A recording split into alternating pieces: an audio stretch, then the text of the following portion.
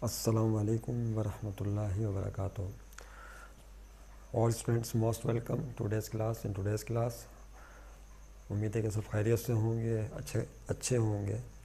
अल्लाह ताला इस बला जिसके अंदर तमाम पूरी दुनिया इस वक्त इन्वॉल्व हो गई है कोरोना में, तमाम लोगों को इससे महफूज रखे।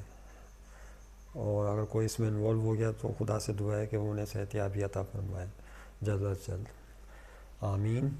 आज अगला टॉपिक है इलेक्ट्रोस्टैटिक्स वाले चैप्टर में हमारा, उसका नाम है flux through a curve surface. ये आपके सामने ये सिन बोर्ड है, याद रखिएगा। कौन सा बोर्ड है? सिन बोर्ड। हमारी फ्लक्स की सीरीज़ चल रही है, जैसा कि हमने पहले डिस्कस किया था आपसे। इलेक्ट्रिक फ्लक्स किसे कहते हैं? किसी एरिया से गुजरने वाली इलेक्ट्रिक लाइंस ऑफ फोर्स को फ्लक्स कहते हैं, बशर्ते कि वो एरिया परपेंडिकुलर रखा हुआ हो फील्ड के, और फ्लैट होना ज़रूरी है। एरिया बिल्कुल फ्लैट होना चाहिए, कर्व नहीं हो। तो उस सूरत में इलेक्ट्रिक फ्लक्स का फार्मूला हम ड्राइव कर चुके हैं। यानी इस तरह का मामला था कि अगर आपके पास ये वाला मामला फ्लैट एरिया हो, एरिया है बिल्कुल फ्लैट, समझते हैं ना, बिल्कुल फ्लैट हो, यानी इसमें कोई कर्वेचर नहीं हो किसी किस्म का, फ्लैट एरिया हो, तो इससे गुजरने वाला फ्लक्स कैसे निकाला था? इसको हमने इलेक्ट्रिक फील्ड में रखा था, याद करें आप। और इलेक्ट्रिक फील्ड में रखेंगे तो दायरे से electric lines of force pass हो रही थी, नहीं? तो इलेक्ट्रिक लाइंस की जो तादाद इस एरिया के अंदर से पास होती है उसको हम क्या कहते हैं? इलेक्ट्रिक फ्लक्स कहते हैं। इलेक्ट्रिक फ्लक्स का फार्मूला हमने ड्राइव किया था, उर्दू में उसको बरकी नफास कहते हैं। क्या कहा जाता है इलेक्ट्रिक फ्लक्स को? बरकी नफास। तो ये फार्मूला आया था इलेक्ट्रिक फ्लक्स का। इंटेंसिटी और एरिया का डॉट प्रोडक्ट लेने से इलेक्ट्रिक फ्लक्स आता है।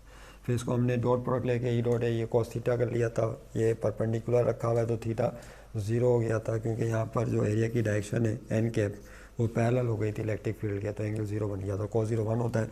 तो पहले केस में, स्पेशल केसेस 1 में, लास्ट वीडियो में हमने पढ़ा था कि इलेक्ट्रिक फ्लक्स का फार्मूला ई आता है, जो मैक्सिमम फ्लक्स होता है। इस केस में अगर एरिया परपेंडिकुलर रखा हो इलेक्ट्रिक फील्ड के तो उससे मैक्सिमम फ्लक्स पास होता ही है। फिर इस पर हमने बहस भी की थी, पहली वीडियो में भी की, फिर दूसरी वीडियो में भी इस पर बहस की, ताकि इस कॉन्सेप्ट को अच्छी तरीके से समझ लीजिए, ठीक है। यानी किसी मकाम पर इलेक्ट्रिक फील्ड में जितनी इंटेंसिटी होगी तो इसका मतलब है कि वहाँ पे एक यूनिट एरिया बनाई है, उतनी इलेक्ट्रिक लाइंस उससे पास होंगी। जितनी इंटेंसिटी होगी उतनी इलेक्ट्रिक लाइंस पास होंगी। या अगर आपने कहीं पे एरिया बनाया है, उससे जितनी इलेक्ट्रिक लाइंस पास होंगी उतनी ही उस एरिया के पॉइंट पर इंटेंसिटी होगी। मिसाल के तौर पर ये एरिया है, अब देखें ना, मैं हालांकि मुझे गुफ्तगू छोड़ करनी है, लेकिन फिर मेरे ज़हन में वही बातें आ रही हैं कि आप अगर पहली दफ़ा देख रहे हैं इस वीडियो को, पिछली वीडियोस नहीं देखी तो फिर समझ लें कि फ़र्ज़ कर लें इस पॉइंट पर इंटेंसिटी 1 2 3 3 लाइन से 3 है, 3 न्यूटन पर कूलम। कितनी इंटेंसिटी इस पॉइंट पर? 3। तो इसका मतलब है कि इस एरिया से 3 electric lines of force pass होनी होगी। ये कॉन्सेप्ट है। और अगर फ़र्ज़ कर लें कि इस एरिया से उल्टी सूरत में बात कर सकते हैं, 3 electric lines of force pass हो रही है किसी एरिया से, तो इसका मतलब वहाँ पे इंटेंसिटी कितनी होगी? 3 न्यूटन पर कूलम होगी। फिर बताया था कि जैसे जैसे आप फील्ड से दूर हटते चले जाएंगे तो इंटेंसिटी वीक होने लगती है, तो इसका मतलब है इलेक्ट्रिक लाइन्स की तादाद भी वीक होना शुरू हो जाएगी, कम होना शुरू हो जाएगी। तो इलेक्ट्रिक फ्लक्स का फार्मूला ये आया था, इंटेंसिटी इंटू एरिया। अगर इंटेंसिटी फ़र्ज़ कर लें 3 न्यूटन पर कूलम है, जो मिसाल दी है यहाँ पे, तो एरिया क्या होगा? यूनिट होगा। तो 3 1 ज़ा 3, इसका मतलब है 3 इलेक्ट्रिक लाइन्स फोर्स पास होंगी, जिसको वेबर में नापते हैं हम लोग, बताया था ना आपको। जिसका इलेक्ट्रिक फ्लक्स का यूनिट क्या होगा? वेबर। यानी अगर इंटेंसिटी फ़र्ज़ कर लें यहाँ पे 3 न्यूटन पर कूलम है, तो एरिया तो आपने यूनिट लेना है, नॉर्मल यूनिट एरिया लेना है। यूनिट एरिया का मतलब है 1 को कहते हैं यूनिट एरिया। 1 मीटर स्क्वायर हो सकता है, 1 सेंटीमीटर स्क्वायर हो सकता है, 1 फुट स्क्वायर हो सकता है। तो 3 1 ज़ा 3, तो 3 लाइनें से पास होंगी, 3 वेबर्स कहलाएगा ये। तो बहरहाल ये तो तब होगा सारा मामला जब एरिया क्या होगा? फ्लैट हो, बिल्कुल फ्लैट हो, कोई कर्व नहीं हो उसके अंदर। लेकिन अगर इलेक्ट्रिक फील्ड में आपने एक ऐसा एरिया ले लिया, ऐसी सतह सरफेस ले ली जो फ्लैट ना हो बल्कि कर्व्ड हो, उसमें खम हो, खमदार सतह हो, कुर्वी सतह हो, कर्व सरफेस हो, फिर क्या करेंगे? ये है हमारा टॉपिक असल। तो flux through a curve surface, यानी इस तरह का मामला हो। देखिए तो तवज्जो करें।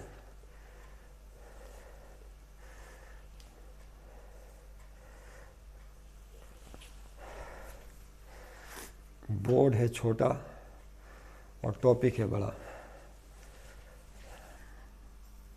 देखिए आपके सामने सूरत हाल है, कर्व सरफेस है, ये लहराती सतह का, कहीं पे खम ज़्यादा है, कहीं पे जो है गहरापन है, तिरछापन है, यानी खमदार सतह है, फ्लैट नहीं है, और इलेक्ट्रिक फील्ड में रखा हुआ है। तो आप कैसे फ्लक्स निकालेंगे? तो उसका तरीका ये होगा कि अब इस कर्व सरफेस को हम छोटे छोटे एलिमेंट एरियाज़ में डिवाइड करेंगे, छोटे छोटे एरियाज़ में डिवाइड करेंगे, डेल्टा ए कहेंगे उसे, और वो एरिया इतने छोटे होने चाहिए कि फ्लैट बन जाए। अभी इस वक्त हम इस फर्श पर मैं मौजूद हूँ, इस जगह पर मौजूद हूँ, ज़मीन के इस टुकड़े पर, तो क्या ये कर्व्ड है या फ्लैट है? तो ये इस वक्त फ्लैट है। अगर आप जिस जगह रूम में बैठकर ये वीडियो देख रहे हैं तो उसका जो फर्श है क्या वो फ्लैट है? यकीनन फ्लैट होगा, वो कर्व तो नहीं होगा। जितने भी घर बनाए जाते हैं उनके जो फर्श होते हैं, छतें होती हैं, सारी की सारी क्या होती हैं? फ्लैट होती हैं। इस डेट के लिए, लेकिन अब सवाल पैदा हुआ कि ज़मीन तो फ्लैट नहीं है, ज़मीन तो कर्व्ड है। जो हमारी ज़मीन है अर्थ वो कर्व्ड है, वो कर्व्ड सरफेस रखती है। तो चूँकि ज़मीन कर्व्ड सरफेस रखती है तो उसी ज़मीन के टुकड़े पर तो हम भी मौजूद हैं। तो फिर ये कैसा हुआ? ये फ्लैट कैसे हो गया? ये फ्लैट हो गया क्यों? क्योंकि बहुत बड़ी कुर्वी सतह का छोटा सा रकबा फ्लैट होता है, याद रखिएगा। छोटा सा रकबा क्या बन जाता है? फ्लैट बन जाता है, याद रखें। तो हमने यहाँ पे यही काम करना है, इस पूरी सतह को छोटे छोटे एलिमेंट एरियाज़ में डिवाइड करना है। वो एलिमेंट एरिया इतने छोटे होने चाहिए कि वो फ्लैट हो जाएं। Is that clear? फिर इंटेंसिटी का हर एलिमेंट एरिया के साथ डॉट प्रोडक्ट लेके अलग अलग इलेक्ट्रिक फ्लक्स कैलकुलेट कर लेंगे, इंडिविजुअल फ्लक्सेस। और चूंकि इलेक्ट्रिक फ्लक्स स्केलर क्वांटिटी है, लिहाजा तमाम इंडिविजुअल फ्लक्सेस को जमा करके टोटल फ्लक्स मालूम कर लेंगे। It is very easy and simple. क्या करना पड़ेगा? छोटे छोटे एलिमेंट एरियाज़ में डिवाइड करें से, देखिए इस तरह से।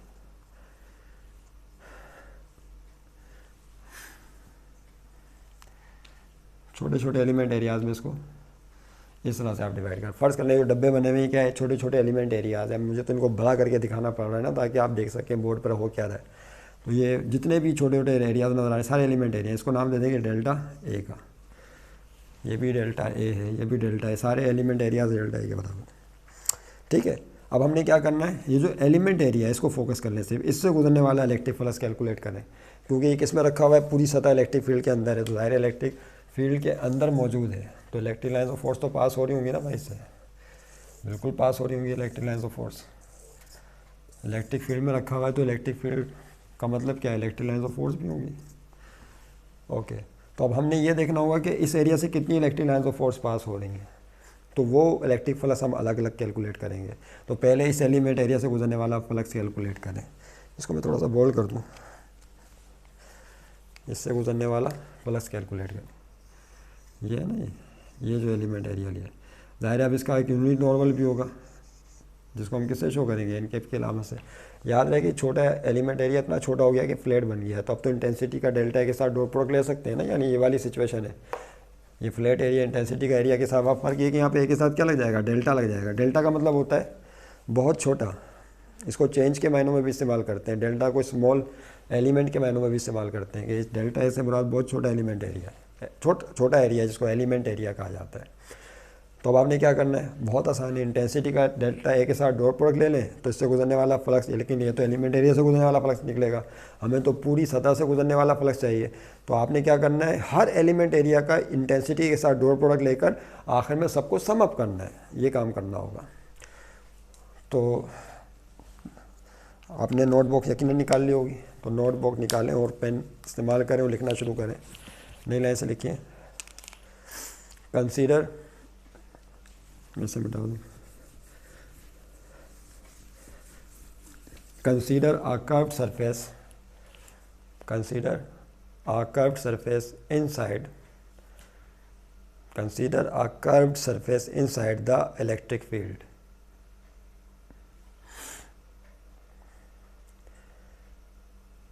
Full stop. उसके बाद देखें, in order to find electric flux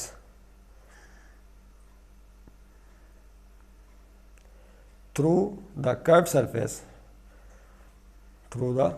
surface, comma डालें, कॉमा डाल के लिखिए V, हम WEV, we divide the whole surface. Whole surface का मतलब है पूरी सतह, whole. We divide the whole surface into a number of element areas, into a number of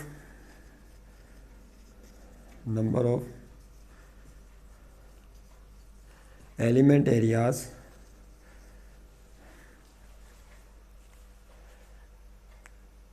each of equal delta A,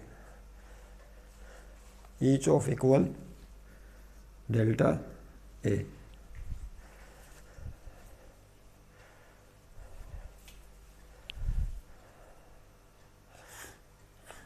each of equal delta A,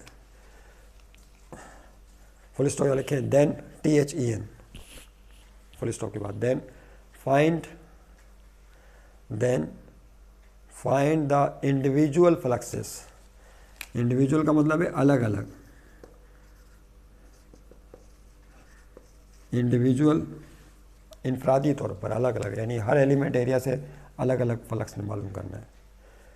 find the individual fluxes through each element area, through each element area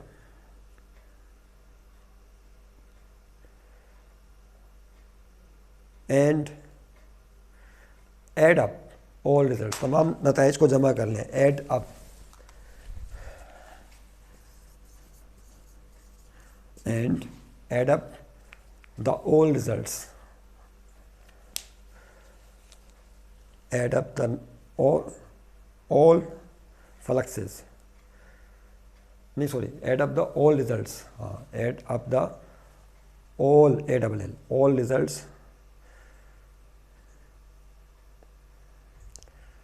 for the net flux, net का मतलब है total flux, NET net flux, for the net flux through the curved surface, net flux through the curved surface, okay, through the curved surface. क्या करना है फिर से सुन लें, पूरी सतह को छोटे छोटे एलिमेंट क्यों डिवाइड किया, छोटे छोटे एलिमेंट एरिया में, क्योंकि पूरी सतह तिरछी है, इंटेंसिटी का तिरछी सतह के साथ डॉट प्रोडक्ट नहीं ले सकते। देखिए फिर से, ये फ्लैट सरफेस ली थी हमने शुरू में, तो ये बिल्कुल फ्लैट सरफेस है, इसके हर पॉइंट पर जो डायरेक्शन होगी एरिया की बाहर की तरफ होगी, पैरेलल होगी, कोई डिस्टर्बेंस नहीं है, इसके हर पॉइंट पर एरिया की डायरेक्शन किस तरफ है, बाहर की तरफ है। इस date clear.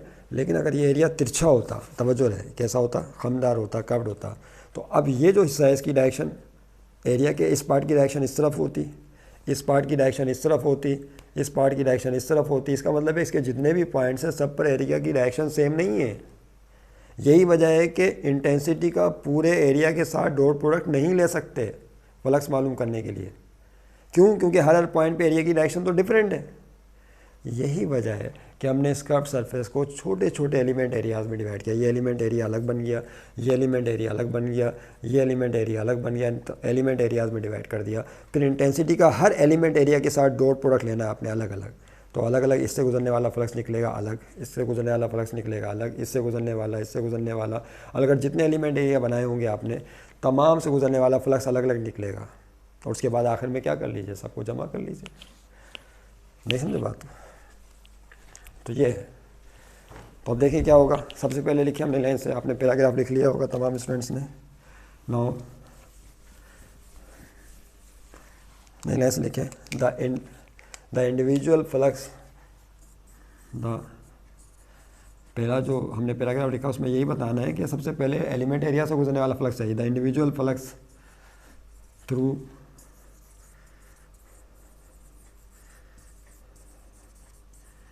Element area is given by बताइए क्या होगा, इलेक्ट्रिक फ्लक्स। इलेक्ट्रिक फ्लक्स को फाई ई से शो करते हैं। तो इंटेंसिटी का क्या लेना पड़ता है आपको, डॉट प्रोडक्ट लेंगे किसके साथ, एलिमेंट एरिया डेल्टा ए के साथ। तो इससे गुजरने वाला फ्लक्स निकल आएगा एलिमेंट एरिया से। इसको एलिमेंट फ्लक्स बोलेंगे, यानी छोटा कम मिकदार का फ्लक्स है। चूँकि एलिमेंट एरिया से निकालने तो फ्लक्स भी एलिमेंट होगा, इसके साथ भी डेल्टा लगा दें। अब हमें तो हर एक से फ्लक्स निकालने के बाद तमाम नताइज को क्या करना था, जमा करना था। अब यहाँ पे एक लफ्ज़ इस्तेमाल करते हैं मैथमेटिक्स में बड़ा ज़बरदस्त, वो क्या कहलाता है, समेशन। तो अब यहाँ पे लिखना होगा taking summation on both sides, दोनों तरफ क्या लगा दें, समेशन लगा दें फॉर नेट फ्लक्स या टोटल फ्लक्स।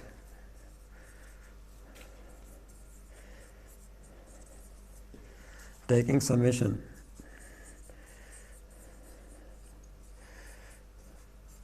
Both sides. तो दोनों तरफ आपने समेशन लगा देना। समेशन समझते हैं ना, समेशन का मतलब क्या होता है, मजमुआ, यानी इस तरह से होगा मामला, इसको कहते हैं समेशन। भाई याद आ गया होगा आपको, इसका मतलब होता है सम करना नताइज को, डेल्टा फाई ई, और यहाँ पे भी समेशन लगाइए, ई डॉट डेल्टा है, आपने दो तरफ समेशन लगा दिया।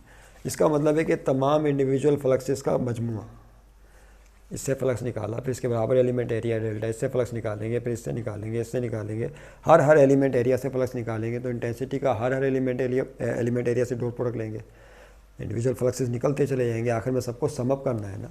तो तमाम एलिमेंट फ्लक्सेस को जब जमा करेंगे तो नेट फ्लक्स आ जाएगा, उसको सिंप्लीफाई ई से शो करेंगे, किससे, आप समेशन और डेल हटा दें, इसका मतलब है टोटल फ्लक्स आ गया।